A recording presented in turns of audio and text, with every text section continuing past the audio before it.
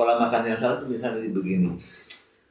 Yang salah tuh karena kita kurang cermat bagaimana ya reaksi memakan daging kambing itu, apakah reaksi negatifnya terhadap jasad kita itu akan memudahkan kita cepat amarah, cepat ini naik pitam gitu. Apakah gimana gitu, ataupun misalnya yang senang daging babi, apakah karena terlalu banyak mengkonsumsi daging babi pengennya tuh ke orang lain tuh seradak seruduk gitu kan, sifat watak babi kan seperti itu. Begitupun sifat domba, ya sifat kambing gitu, senangnya nyeruduk orang gitu. Nah itu banyak faktor yang faktor X yang menyebabkan manusia itu labil atau gimana jiwanya. Nah, salah satu upaya untuk menetralisir itu semua di setiap keyakinan, di setiap agama, di setiap penghayat kepercayaan ada upaya-upaya atau ya metode upaya yang bisa menyembuhkan penyakit itu. Nah, yang tadi saya katakan ya di kepercayaan dengan meditasi atau mengatur napas. Nah, jadi gini, Rama, kan fenomena untuk yang namanya kebangkitan kesadaran semesta itu banyak berbagai cara lah gitu ya. Dan tidak semua orang menemukan metode atau ya baik itu dari ajaran atau dari informasi apapun gitu ya, yang bisa efektif atau tepat gitu untuk dirinya sendiri. Nah, kalau kita ngambil garis besarnya gitu dari benang merahnya itu, kalau tidak berspiritual lah ibaratnya, sebagai pribadi yang mempunyai keinginan untuk mencapai kesadaran itu, inti dari lakunya gitu, apa sih gitu yang dibutuhkan gitu supaya bisa mencapai kesadaran yang murni itu, tanpa dengan harus berspiritual segala macam, tapi hanya cukup dengan laku apa aja gitu kan. Nah, laku yang harus kita kendalikan yaitu kita diberi lidah, jangan sampai lidah kita itu menyakiti orang lain. Diberi bibir juga jangan menyakiti orang lain. Diberi mata, jangan sampai kita menjadi memata-matai orang lain dan lain sebagainya. Jadi apa yang ada di indera 5 ini harus difungsikan untuk hal-hal yang sesuai dengan perintah dari Tuhan Sama Pencipta. Berarti hal-hal yang baik. Kan ada sifat dari pencipta itu ada ulas asih. Kemudian ada ya mempunyai kesadaran dan kecerdasan. Ya. Mungkin 3 unsur itu ya yang harus karena kan ilmu pengetahuan tanpa kesadaran tidak akan menghasilkan ulas asih. Sedangkan kesadaran tanpa ilmu pengetahuan juga tidak ada manfaatnya. Otomatis 3 konsep ini harus benar-benar bisa kita jalankan ketiga-tiganya. Ya memang kalau dari sisi di perkembangan ilmu pengetahuan modern fisika kuantum sekarang, energi murni atau yang dinampakkan kalau teori Einstein itu ada disebut Grand Unified Field. Terus mungkin dari versi Greg Braden itu ada istilah Divine Matrix. Itu punya 3 sifat itu, Rama. Jadi sifat ulas asih, mempunyai kesadaran sendiri dan kecerdasan sendiri. Tapi kalau berbicara tentang ketuhanan, kemanusiaan, kesadaran, terus yang 4 unsur tadi, itu kan sebetulnya komoditi ajaran lama sebetulnya. Ya. Di kita kalau Islam tuh memang udah dan juga tahu lah ribuan tahun atau apa. Tapi memang yang susah itu merekonstruksi ulang bahwa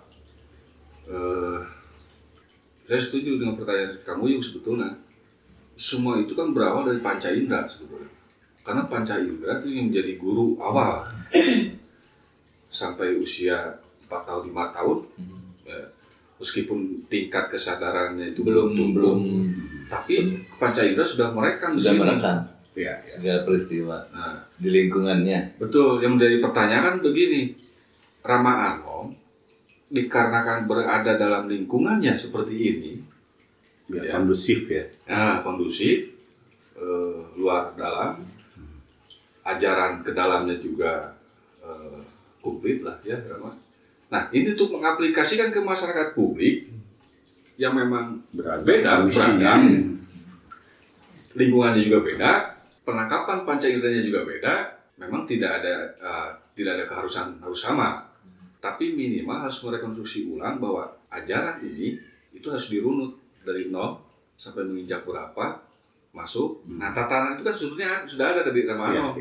Mulai 8 SD masuk meditasi dan seterusnya SMP. Betul. Karena dari panca indera itu kan sebetulnya melatih kejujuran. Panca itu nggak pernah bohong. Mata itu ibaratnya lensa kamera. Betul. Lensa kamera disimpan terekam di otak. Iya. Ini hard disknya. Tetapi setelah masuk ke rekaman alam bawah sadar, apa yang dilihat itu belum tentu dibicarakan sesuai dengan itu. Tergantung dengan 4 unsur yang negatif. Nah, itu harus direkonstruksi ulang nih. Harus ngerunut gitu Rama. Karena memang generasi Rama Teja, Rama Jati, Rama Anom, terus abdinya saya, Kang Topan itu masih bisa melacak literasi sebetulnya. Tapi 3-4 generasi ke bawah ini akan hilang. Kita harus menyusun untuk generasi selanjutnya. Betul. Membahasakannya yang baru, merekonstruksi ulang.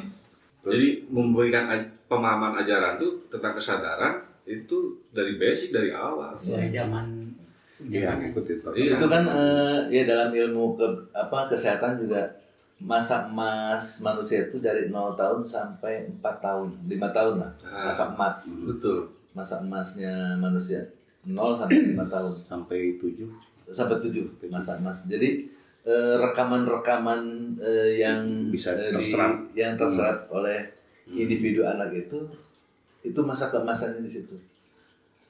Bisa jadi bahan kenangan ketika dia sudah dewasa, sudah berumah tangga, itu jadi misalnya kenangan dengan kakek ketika kecil. Itu jadi kenangan terindah gitu. Malah menjadi spirit yang tertinggi itu sebenarnya. Dari itu memori-memori seperti itu. Memori dari 0 sampai 7 tahun itu yang membentuk karakter dari kepribadiannya. Oh ya, ini ya menyangkut tadi ya pertanyaan ini. Bagaimana sih untuk mencapai kesadaran kan gitu ya? Intinya kurangnya pengenalan. Ya. Contoh dari usia dini ya, yang seharusnya dari usia dini, usia PAUD atau dari usia 3 tahun lah. Ya, usia pengenalan tentang kesadaran, mengenal diri. Ya, dari umur 3 tahun. Pola-pola itu udah nggak ada. Jadi bagaimana manusia itu yang makin kesini akan mengenal tentang kesadaran akan sangat sulit. Tahu tentang kesadaran cuma dari bahasa dan katanya itu saja. Artinya di sini mungkin jadi PR juga ya. Jadi PR untuk kita semua bagaimana caranya nanti kita menyiapkan generasi-generasi yang penuh kesadaran, yang mengenal tentang kesadaran dirinya juga semestanya.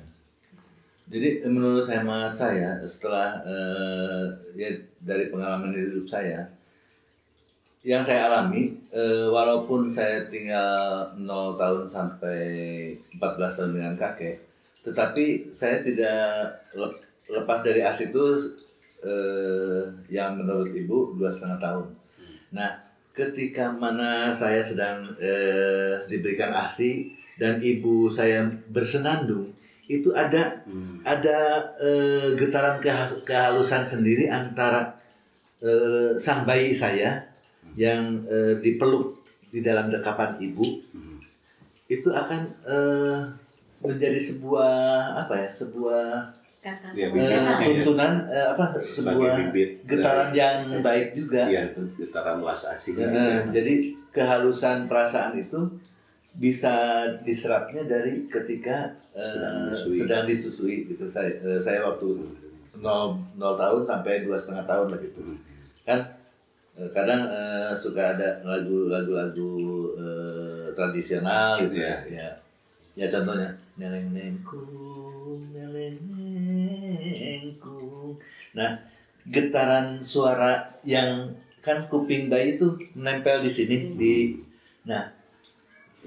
vibrasi getaran yang mengalir dari tubuh seorang ibu, suaranya mengalir ke seluruh tubuh.